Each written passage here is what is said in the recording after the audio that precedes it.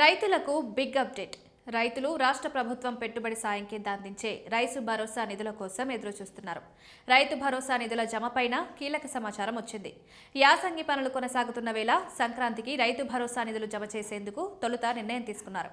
అయితే ప్రభుత్వంలో నిధుల విడుదలపైన కసరత్తు చేస్తున్నారు. దీంతో ఇప్పుడు రైతు భరోసా నిధుల జమ ముహూర్తం పైన స్పష్టతనిచ్చారు. తెలంగాణ రైతులకు ప్రభుత్వం నుంచి కీలక అప్డేట్ అందుతోంది.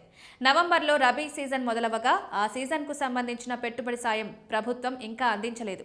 రైతు భరోసా నిధుల విడుదలలో జాప్యం జరుగుతోంది. దీంతో రైతులు ఆవేదన చెందుతున్నారు.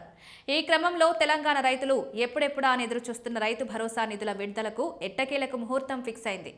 ముందు నిర్ణయించిన ముహూర్తం మేరకు సంక్రాంతి నాటికి రైతుల ఖాతాల్లో జమ చేయాలని నిర్ణయించారు. ఈ నెల 13వ తేదీ నుంచి నిధుల జమకు ముహూర్తం ఖరారు చేశారు. ఈ మేరకు సంక్రాంతి కల్లా నిధులు జమ చేస్తామని వ్యవసాయ శాఖ మంత్రి తుమ్మల నాగేశ్వరరావు కూడా ప్రకటించారు. అయితే ఇప్పుడు సంక్రాంతికి నిధులు విడుదలవ్వడం కష్టంగానే కనిపిస్తోంది. సంక్రాంతికి నిధులు వస్తాయని భావించిన రైతులకు మరికొన్ని రోజులు వేచి చూడక తప్పడం లేదు.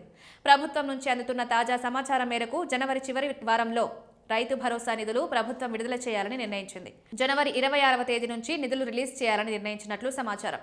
ఈసారి రైతు భరోసా అమలులో ప్రభుత్వం కీలక మార్పులు తెస్తోంది. సాగుకు వినియోగంలో ఉన్న భూములకు మాత్రమే భరోసా నిధులు ఇవ్వాలని డిసైడ్ చేసింది. పథకం అమలు అర్హతపైన కొత్త రూల్స్ తీసుకొచ్చింది.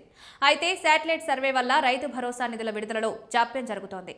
శాటిలైట్ సర్వే వివరాలు ఇప్పటికే కంప్యూటర్లలో స్టోర్ అవ్వగా వాటిలో పంట సాగులో ఉన్న భూములను గుర్తించే ప్రక్రియ షురూ అయింది. ఈ ప్రాసెస్ పూర్తవడానికి మరికొంత సమయం పట్టే అవకాశం ఉందని తెలుస్తోంది. జనవరి 26 నుంచి రైతుల అకౌంట్లో ఎకరానికి 6,000 చొప్పున నిధులు జమ చేయనున్నారు. జనవరి 24 నుంచి మొదలు కానున్న రైతు భరోసా నిధుల ప్రక్రియ 10 రోజుల పాటు కొనసాగే అవకాశం కనిపిస్తోంది.